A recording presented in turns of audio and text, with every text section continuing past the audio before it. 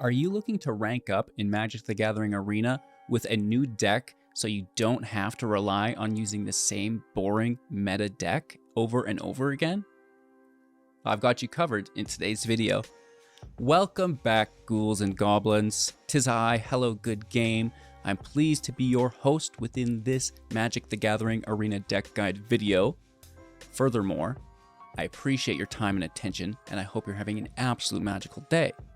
We'll be breaking down the latest and greatest. It's Jund's Artifact deck.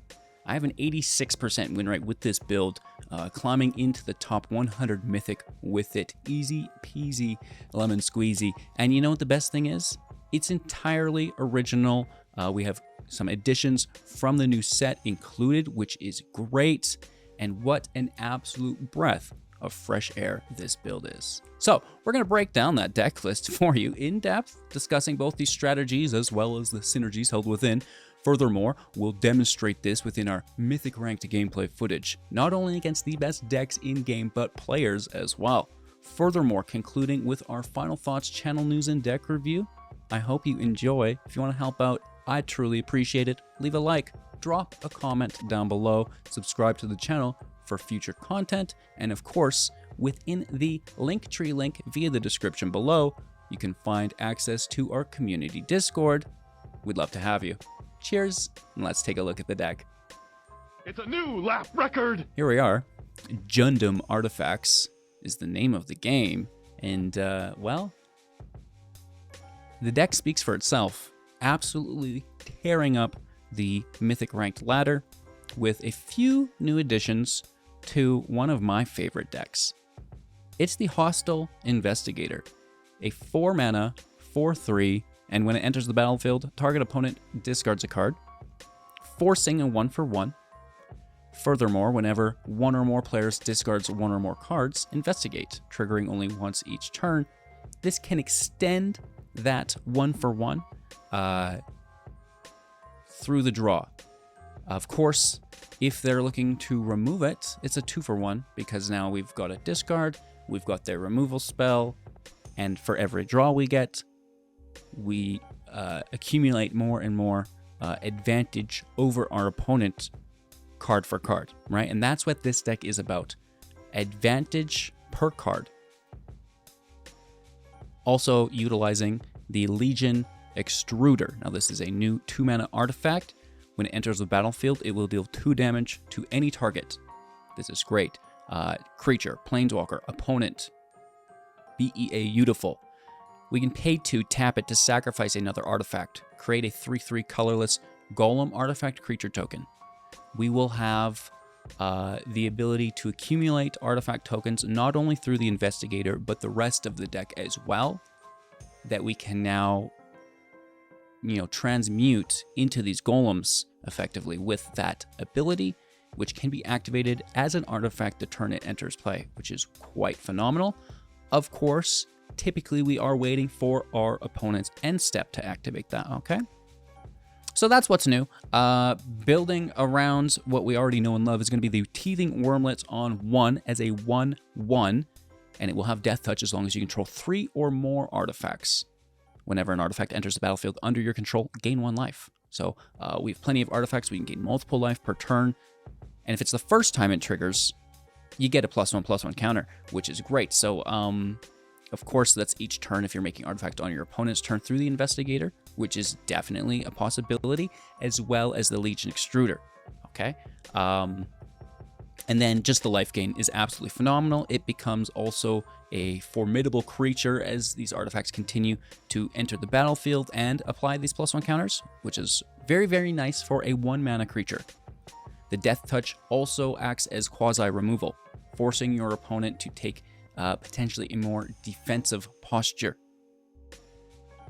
On 1, we will also utilize the Voldaren Epicure, a 1/1. When it enters the battlefield, deal 1 damage to each opponent and create a blood token.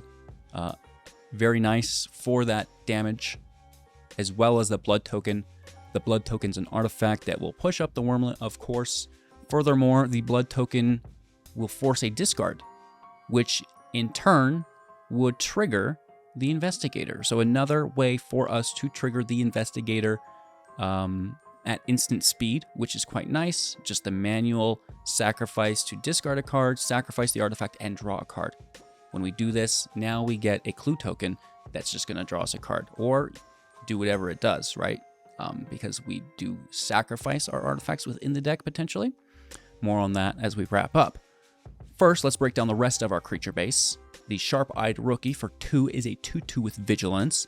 And whenever a creature enters the battlefield under your control, if its power is greater than the rookie's power or toughness, you're going to put a +1/+1 counter on it. And Investigate, which is great. So again, accumulating +1 counters, accumulating treasure tokens, artifact tokens, not treasure. Well, we have some treasures here as well, but in this case, the clue is just an artifact, not a treasure, but you know what I mean. On that same note, the Bloodtithe Harvester for 2 is a 3/2 that when it enters, creates a blood token. More of the same. We can tap it to sacrifice it. Target creature will get -X/-X until the end of turn, where X is twice the number of blood tokens that you control, which is fine. Again, we can make those with the Epicure and the Harvester alike, which is pretty cool. So putting in tempo, potentially going 1-for-1 with either its ability or a combat interaction, right? Which is pretty decent. Furthermore, that blood token can generate us additional value. Sentinel of the Nameless City for 3 is a 3/4 with Vigilance. When it enters or attacks, create a map token. That's really good. That's going to trigger every turn as we continue to attack. The map tokens can sacrifice for 1 to explore. Non-land on top, +1 counter on the creature that explored. Land on top, into hand. Very, very cool. And then finally, the Bone Horde Dracosaur for 5 mana is a 5/5 with flying and first strike. And at the beginning of your upkeep, exile the top 2 cards of your library, and you may play those cards this turn. If you exiled a land card, create a 3/1 Dino. And if you created or exiled a non-land card, create a treasure token, which is great. So, you know, the 3/1's pretty decent all in all, and the treasure's really good as well, because it's going to trigger the Wormlet for us, which is pretty cool, and, you know, help us ramp into casting multiple spells, because now we're drawing 2 extra each turn, which is phenomenal. The base stats of being a 5/5, and then the flying and first strike is very, very good as well. The land base is more of the same. You know, we have new lands, which is really, really good for the deck within the Blooming Marsh, right? Helping us trim the number of, you know, Llanowar wastes that we had to run before. This is going to reduce the weight that the Wormlet needs to do within that life gain or lift, right? To mitigate that life loss. And now this life gain is actually a positive thing rather than coming back up to neutral, which is really, really good. The Cottage is our creature land. It can make a food for additional life gain plus the artifact being generated, which is nice. Who Endures is here. The Abandoned Mire is here, and the Crucible of Defiance is here as our utility lands. And then it's just, you know, some dual lands, right? To get us through. And then removal, Annihilating Glare, 1 copy of this, 3 copies of this at 1 mana, sorcery speed, sacrificing an artifact or creature to cast it, or paying an additional 4, right? So probably just sacrificing an artifact to destroy a creature or planeswalker. That's great. And then the Surge, 4 copies of this for 1 mana at instant speed, 2 damage to creature or planeswalker. If you sacrifice an artifact while casting it, 4 damage instead, which is really nice, right? So we've got great removal. Of course, the Wormlet's Death Touch acts as potential removal. The Harvester's ability acts as potential removal as well. The Extruder, again, coming in as, you guessed it, potential removal.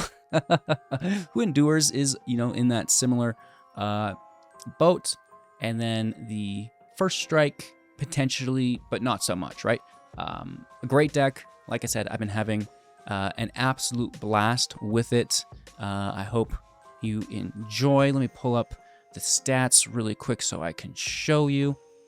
Here we are, going 6-1, an 86% win rate, having an absolute blast with Jundum artifacts to start the season in Mythic rank. So, with that being said, make sure to like, comment, subscribe, become a YouTube member, join the community Discord, kick back, relax, and let's play some Magic. Oakley Dokley. Well, I hope they're not a control deck. Good land. We should keep it. Sometimes things go right. Going second's never gonna be super good, but it's been worse. I'm gonna take this now before there's any indestructible in hand, any prowess triggers available with untapped mana, things like this. So just confirm it. Get it out of here! Oh, absolutely. We're gonna hold up our surge here. Volarian Epicure is not gonna do much, but it does supply us with that artifact for the glare, for the surge. Maybe to cycle a land away, but I doubt that. We'll try to get this last slow. Well, it's actually not a slow land, it's a fast land in this scenario. Gross. You guys feel similar when you see that happen? Just like, okay, I'm gonna have to deal with that later. Can't wait. Should be good. 17 turns is all we need. I'm sure you'll get it. All right, you got some stuff over there?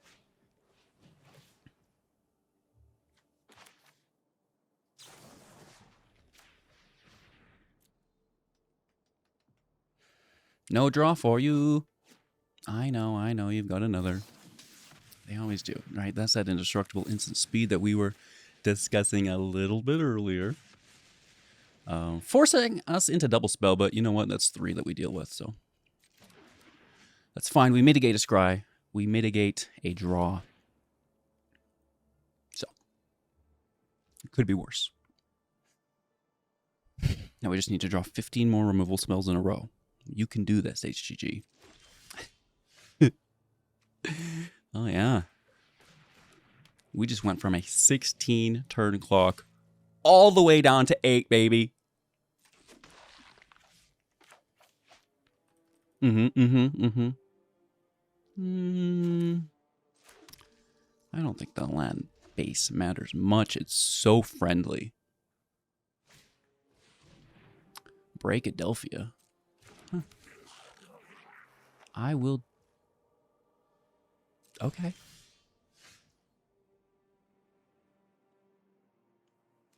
Gain some life via the Wormlet.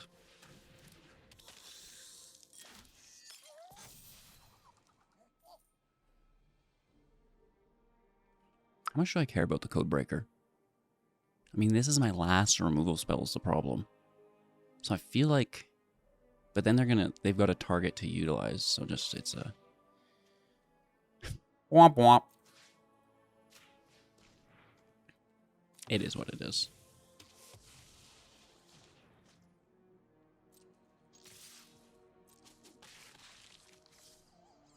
Keep the land to potentially toss.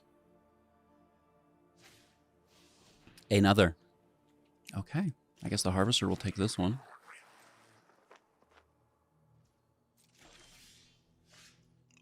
Ooh. Yeah. It is what it is. I'd rather keep the Wormlet alive. I don't want to trade because, you know, they are a damage deck, right? They're looking, well, all decks kind of are, but that's their prime objective, right? Is to get that kill right away. Damage output, number 1. So if we can mitigate that as much as possible, it's going to be good for us, right? And that's going to be through the Wormlet's life gain that's made possible.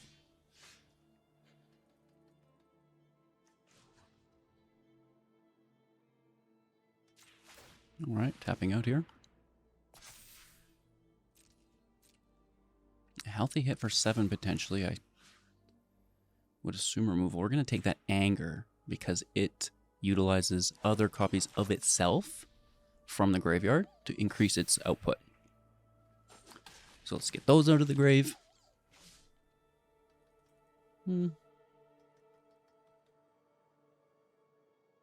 We can definitely cycle this land.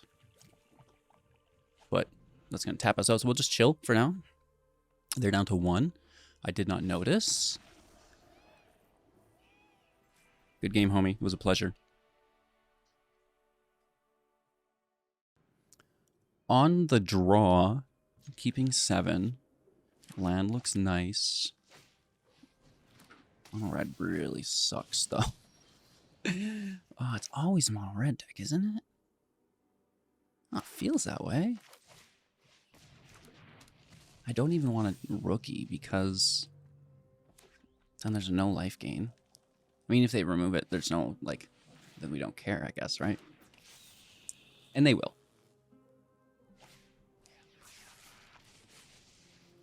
Thanks. I love this game.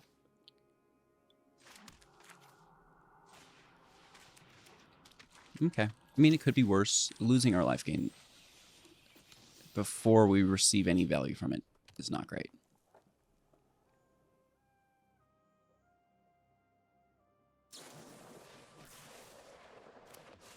Mono red doing mono red things. We love that.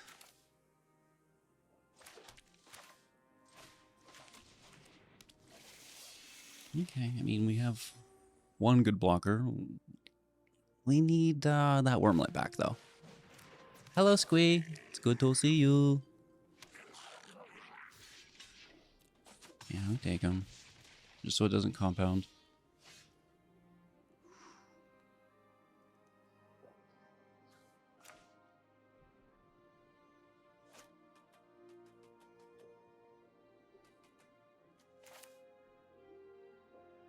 I'm gonna go for the food, I think. As soon as possible.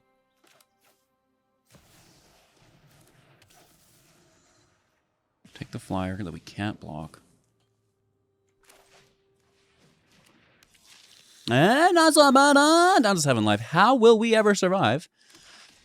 Hit for 316. We have a long way to go. This land can generate food tokens.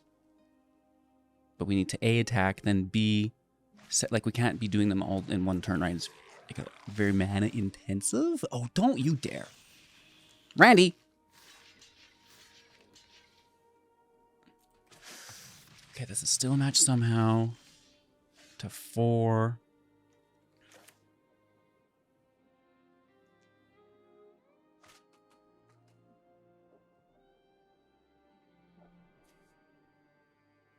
The food is 2.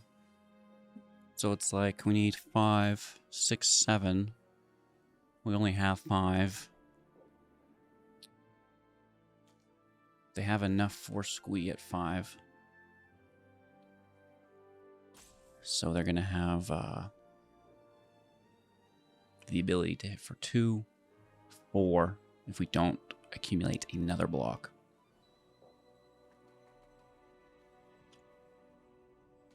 It's looking like a... they're just going to kill us in 2 then, though. That's a problem.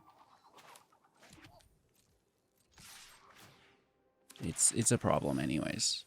This whole thing is a bit of a problem. Mono red on the play is a bit of a problem. Well, I mean, we could double block anyways, right?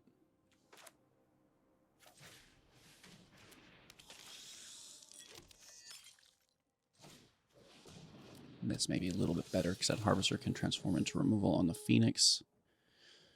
So if they don't have spell damage... Oh, good game. It happens. You know, mono red on the play. We're at a position where we could stabilize and get them. They did remove our life gain right away. That would have resulted in 6 life that I see. 7 with the, you know. So, good game, bro. Looking forward to our next. I'm coming for you. Going first, land isn't terrible. It's certainly not good, though. Having the Surge with the Harvester... certainly not terrible either. And, you know, I'm just going to get that land out of the way. And then we can rookie with a Surge.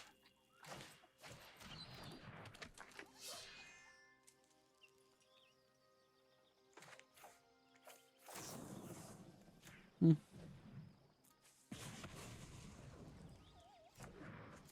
just take it. And use an Epicure instead.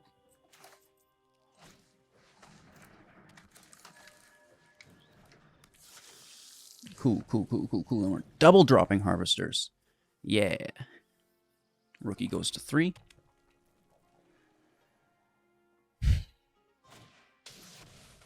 Okay, draw a spell. That's always good. Let's do this instead. Let's compound. I hope they don't wipe the field. That would be so sad.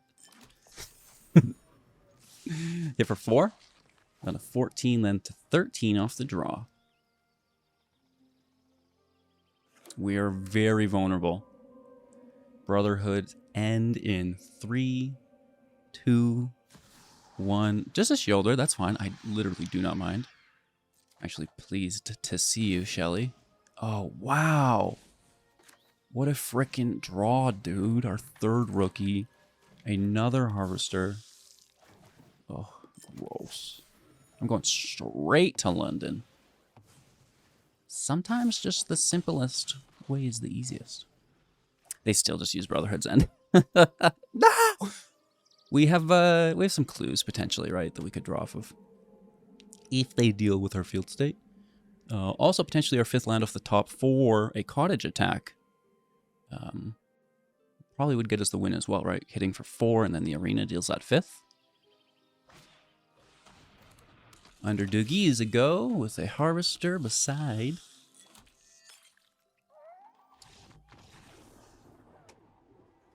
Good game.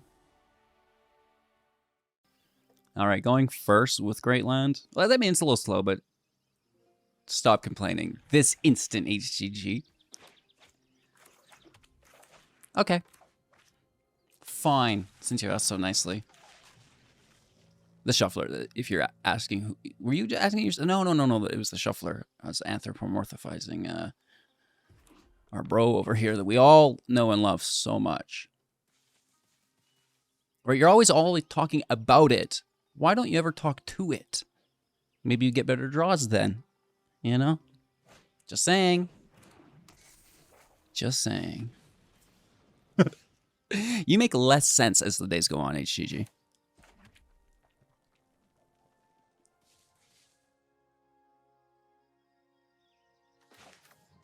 Let's confirm just some life gain, offsetting our pay life lands here. Hitting for 2. Removal up next turn, which is great. We can play the soul land, maybe even sneak the wormlet in if we need, but I doubt. Most likely prioritizing field control.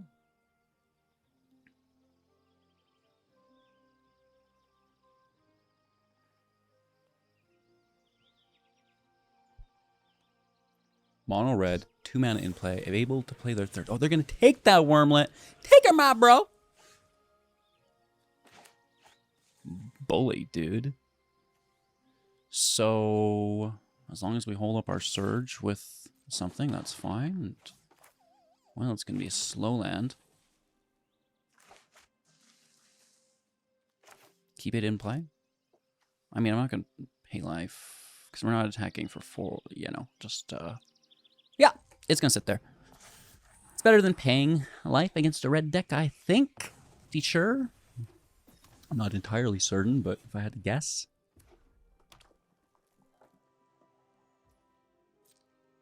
What are you doing? So I'm still just going to hit it for 4.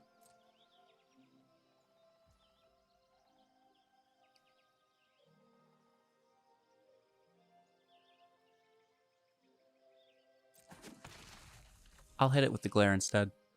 If you have nothing else, like that instant speed is most important as interaction. So I'm going to hold on to it. I'm doing a lot of that here. You might not be used to this. Maybe you'll learn a little bit here. Land is in play.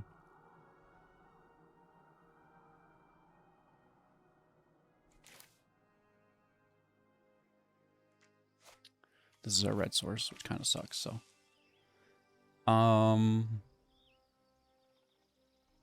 We should continue to race.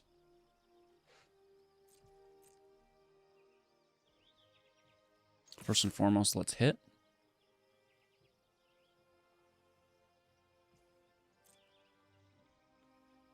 And I can't Epicure this turn, so I won't Wormlet. But I will just Sack the artifact to take the etching of Kumano. And we're winning this tempo race for now. Holding and. Holding and. Big chillin', bro. Again, no, I don't think I really want to expose that currently. So. Or we do. I think we do, actually.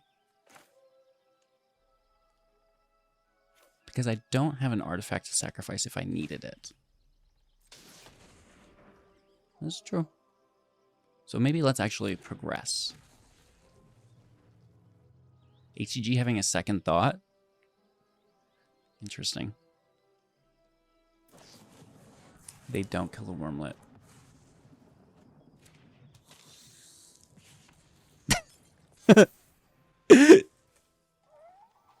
Hallelujah! You're a show-off, brah. And that's why we wanted this removal already, right? But there's a good chance that they had the Monstrous Rage, and that could push it to 3. Don't you dare. I was just bugging earlier. Don't have to take it so personal, bro.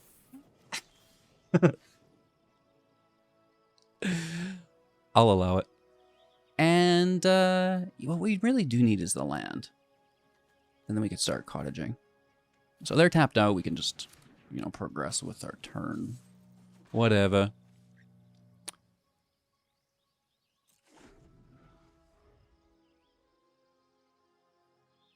Not much output. We can deal 4 damage here with the sacrificed blood token, hopefully gaining some. Ooh. Favorable interaction, but dang, bro.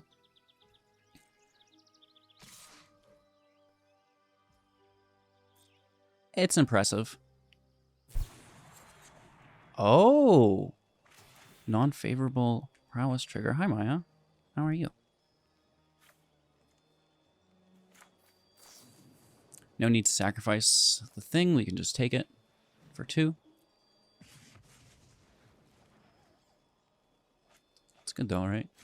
Oh, double rage, bro. And they're both gone. You know what else is gone? Should we wait for favorable interaction again? Yes, always. Because we could get another one of those rages. Oh, bro. I feel for you. I mean, just hit for 1. That's fine.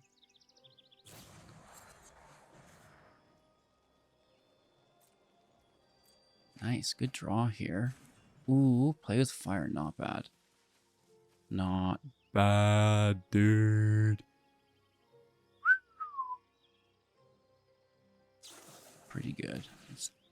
Sending it straight to the chopper. Get to the chopper. Straight to the bottom. And I will take it for 4 in case there's something like a rage.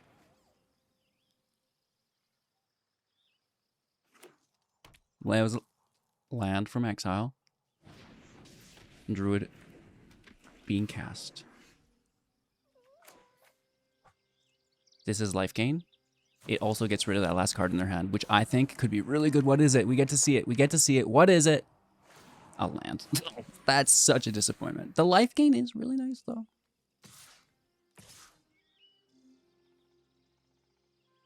I'm going to hit for 3, going for the tempo win. Down to 4. We are at 9.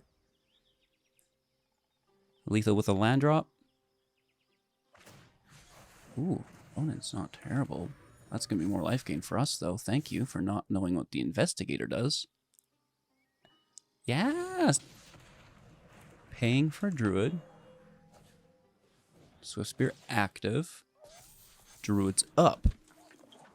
3 blockers established.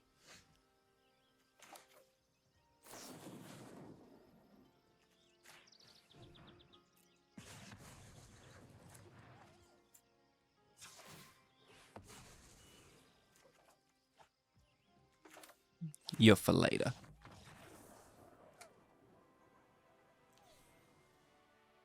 Good game. Ooh, top 200. going first on what might be the worst land I've ever had. Mulligan here. Okay, okay, okay. Let's keep 6.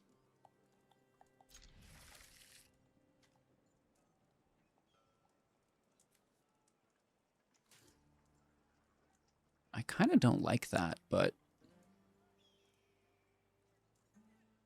as written. As written. It makes sense because the dust...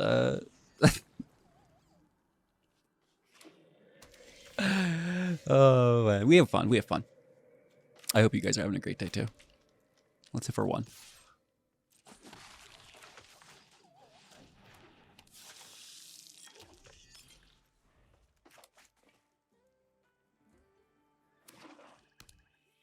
Okay, okay, okay. Let's take that hit.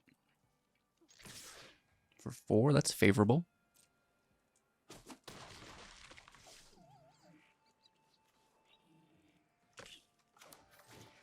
I wonder if I'm playing into a field wipe.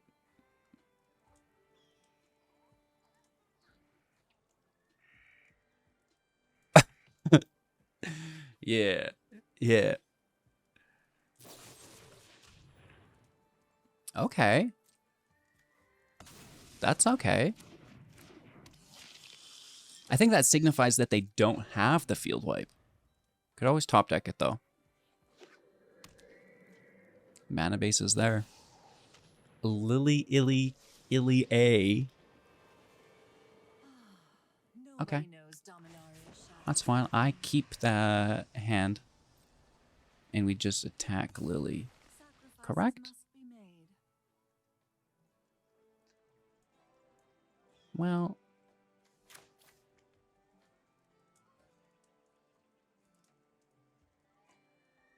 Nah. Nah.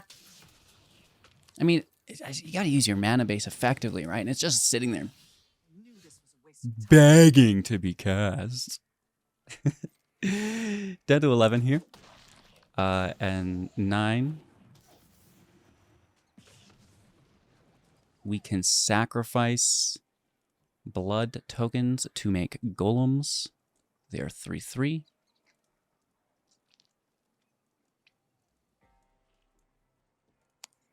As long as there's not any life gain, we should be okay. 4th land is a go.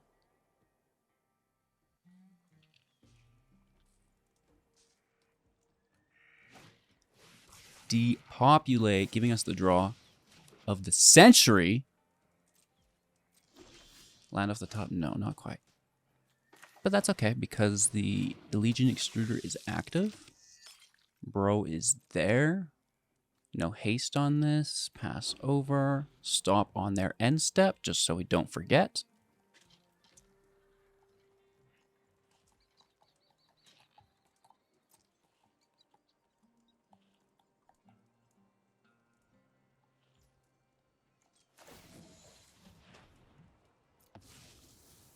Sacrifice a blood token.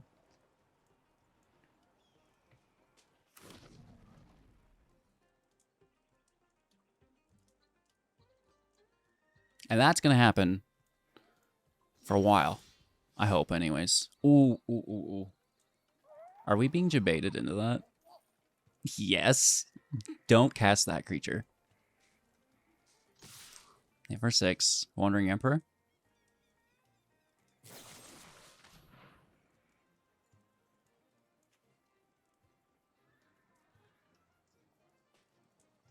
Fine. I'd rather just sacrifice the maps later on their end step. Take the damage. More removal. Okay, okay, okay.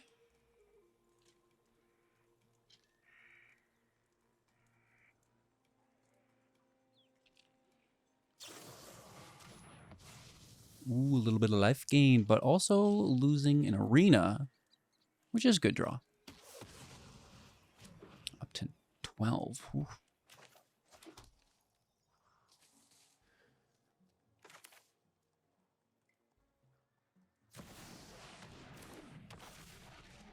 3 cards in hand. They need more removal.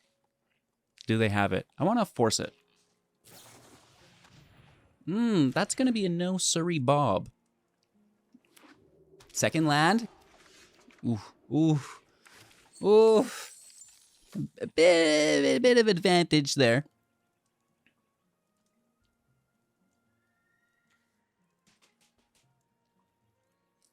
Let me first hit for 5. Thank you. And I think I will cycle that.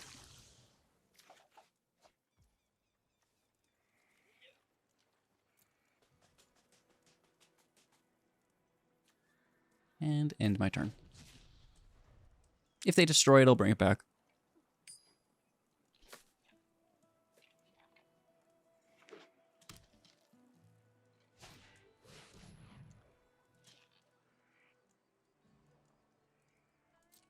Bully.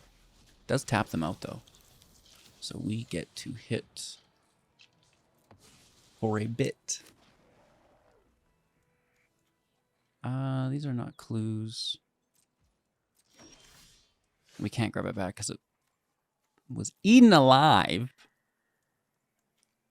We can map Adelphia here, though, while the attack lane is open. Oh, yeah. Ooh. Oh. Oh. Hit for 5 of that 10. Take another home with you. Might get hungry later. And we're going to end turn.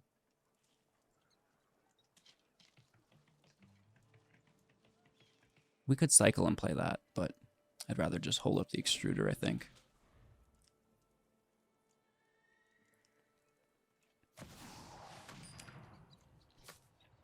An obliterator? Are you kidding me, Randy? What?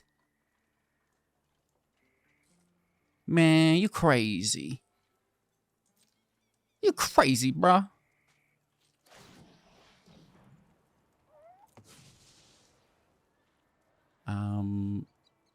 It's not enough. We need a little bit more. What you got, Willis? What's that last card? Is it a blocker? Is it a removal spell? What you got, Willis?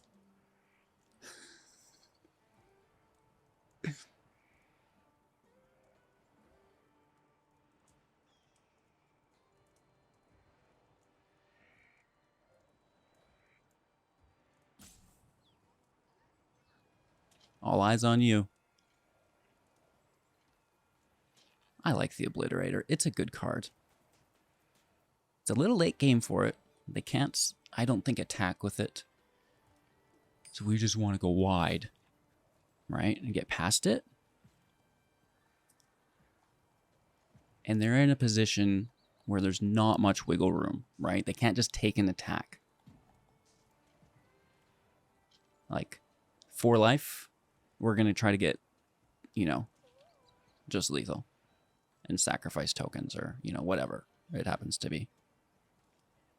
We can attack also. And if the Epic here gets hit, that's no problem, right? But we can also sacrifice the one that they choose to block with the extruder, so there's no combat damage there potentially.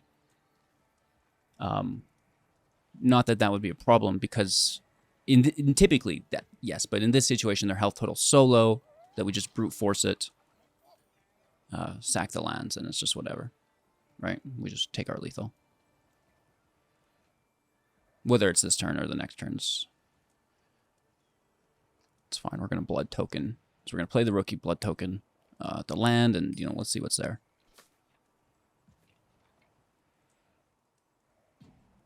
It could be an annihilating annihilation glare? Annihilating glare? That's it, yeah. So maybe that's enough, right? Potentially.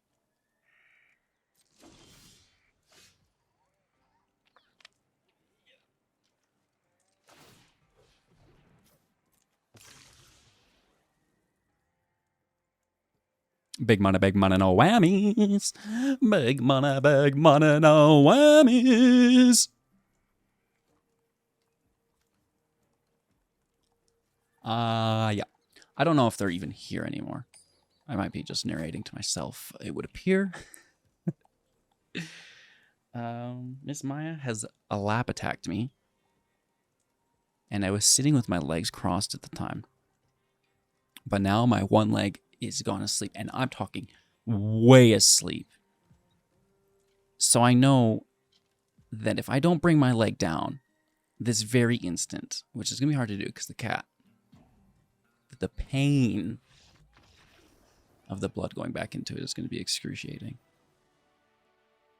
Okay. The win, though, helps that. It helps a little bit, maybe.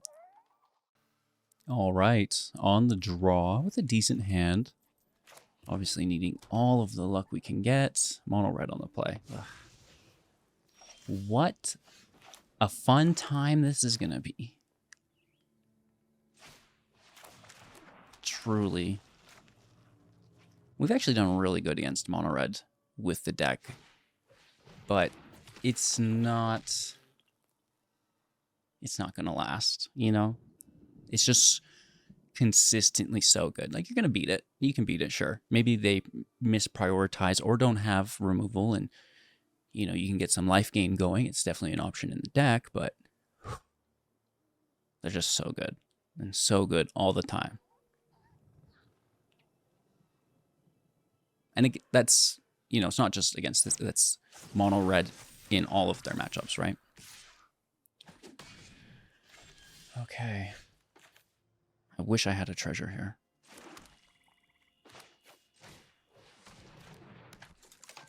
Hey, thank you so much for the follow. I appreciate that. I hope you're having a great day. 2 mana Oot. They might take the rookie here. And we need our 4th and 5th. 5th quickly.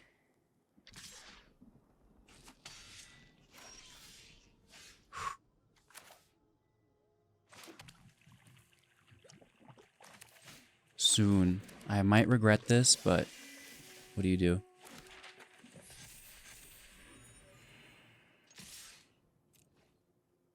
That was a double life gain via the Wormlet. Hitting for 5, gaining tempo advantage. We've got blocks, baby. I wanted to remove that slick shot. We might die here. They could have lethal. But this is the game we play, right? This is the game we play. Oh, taking my rook. Brutal, dude. There goes my blooks. Hit for 6 to 11. I don't appreciate that.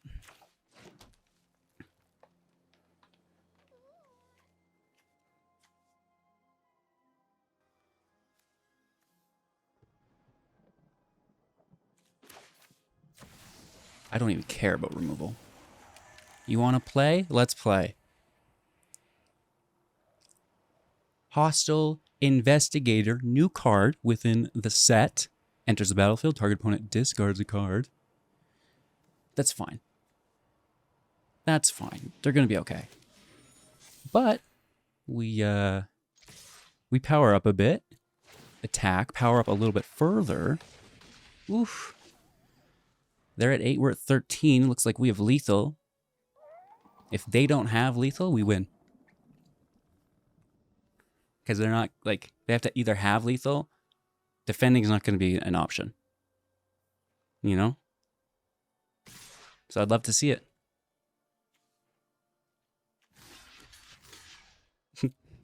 You don't think I'll double block that? I hope that slick shot goes to the high heavens. Because you're going to need 7 to get any additional damage through. With 2 mana, so I don't think so. I'm just being safe, getting our block in. Of course, we still have more removal next turn. Ooh. You say 7, I go to 7. No, they only get 6. They do get a draw here, and we're down to 10. So it's close game, close game. Another creature, oh, another creature. Good block. Okay, it's in slow.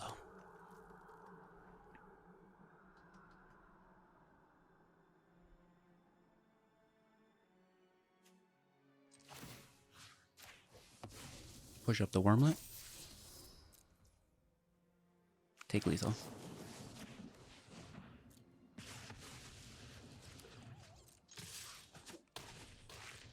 It's no problem. Like I said, sometimes you get it. Sometimes their game plan doesn't go perfectly, and you can capitalize as it's a great deck. Yeah? Going first, not the best land. It's a little bit damage based. But it's there. And that's important. Right?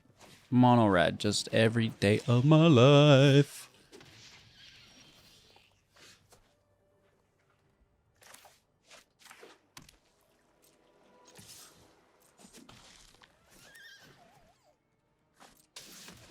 Don't like paying life, specifically with the meta the way it is.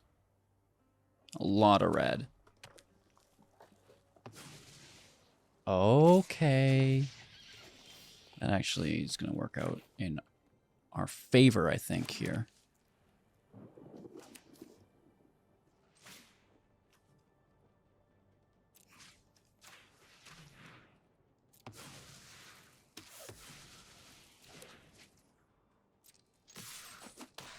Maintaining tempo, right? Tempo parity anyways. Yeah, I know. It's 2,000 damage incoming. Well, at least you know. That's gonna happen from time to time. No. No need to sacrifice. They're tapped out. It's not a monstrous rage, so it's not going to go to 3. Interrupt their attack and their draw.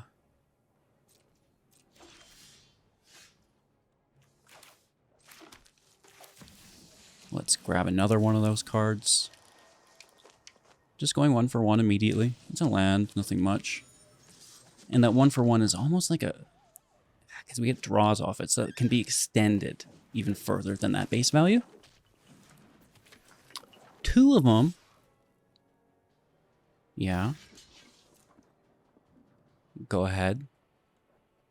It's no problem. Oh. Wow, at least we get it. Down to 11. Now that's a top deck.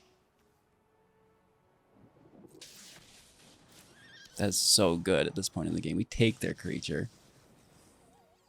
And we're making golems, bro.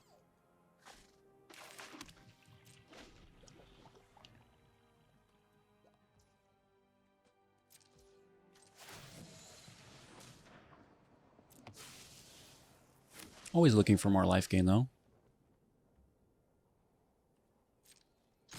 Looking for 4.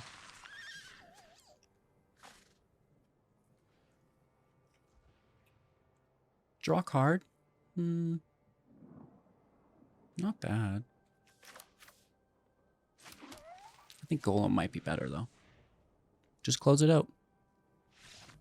Just close it out. Good game. Jundum Artifacts getting a really nice upgrade with the Hostile Investigator. The whole idea of this deck has been to utilize high-value creatures that generate artifacts for even more value, right? And you see that within everything we have here. The Investigator is this to a T. It fits in with the deck absolutely beautifully. And then, furthermore, because of the blood tokens, right? We have a lot of discard at our fingertips within the deck, which is just compounding the triggers on the Wormlet, right? So are there any other things that would trigger for us when an artifact enters like the Wormlet? I think there's like the Yodian Dissident or something, but that's like a Selesnya card. So that's not gonna work, obviously. Any ideas? I would love your opinions or feedback in the comments below. It's just such a good deck, but I feel like the entire deck is just built around the Wormlet. That's the only thing that we're doing here is just like you know, putting artifacts in play, gaining life with the wormlet. Like, really? That's your deck, HCG? I guess. I don't know. It works. It's actually pretty fun too. It's just a classic good card deck, you know? And we see that thrive within Magic time and time again. You know, even the Pro Tour is just filled with good card decks, right? So I'm happy. I hope you're happy. Deck list is below in the description. And I'll see you soon in the next. Hopefully the next build is half as good as this. You feel? That's how much I like this. I hope you enjoy as well. Cheers. It's been a pleasure. Like, comment, subscribe. You know, right? Say it one more time, HCG. Nah, dude. Nah. Do you guys want to talk about some sideboard cards?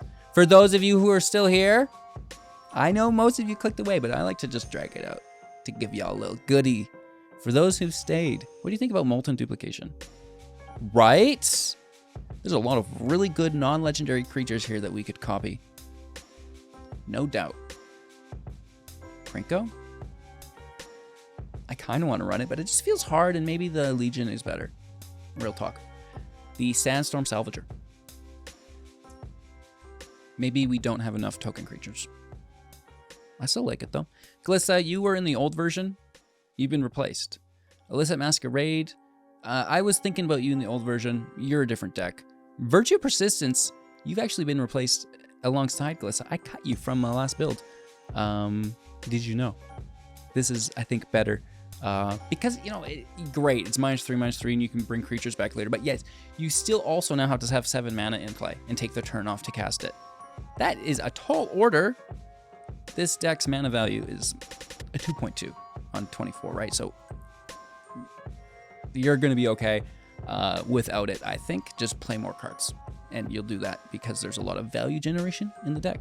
And then I was honestly using Hell to Pay before the Legion Extruder, changing my mind because it itself is an artifact, which is going to trigger the Wormlet, which is great, and it can make more artifacts, again, which is really, really good. So we don't really need the ramp so much. Our 5-drop is, you know, as high as we're going, and it's not a lot. There's 3 5-drops. It's not that bad. There's only 4 4-drops, right? And 4 3-drops. The rest of it, we're just, you know, kind of knitting these cards together with 1-drops, 2-drops, you know, and if you get a good card, slam it, right? So it's really, really friendly within that early game. And I think that's why we're positioned so well in the meta and able to hold that 86% win rate against these aggro decks, because we're not such a mid-range deck where you need to get to turn 7, right? We can really hold our own early game and then, you know, kind of accelerate past their ceiling, where we're getting these bigger cards in play that just are generating more value than they can provide, right? Because a red deck or other aggro decks, they really do run out of value and they can't continue just to supply it. And with some key removal along the way, definitely favorable for us. So thank you all so much. Have a magical day. I'll see you soon in the next. Take care. Peace out.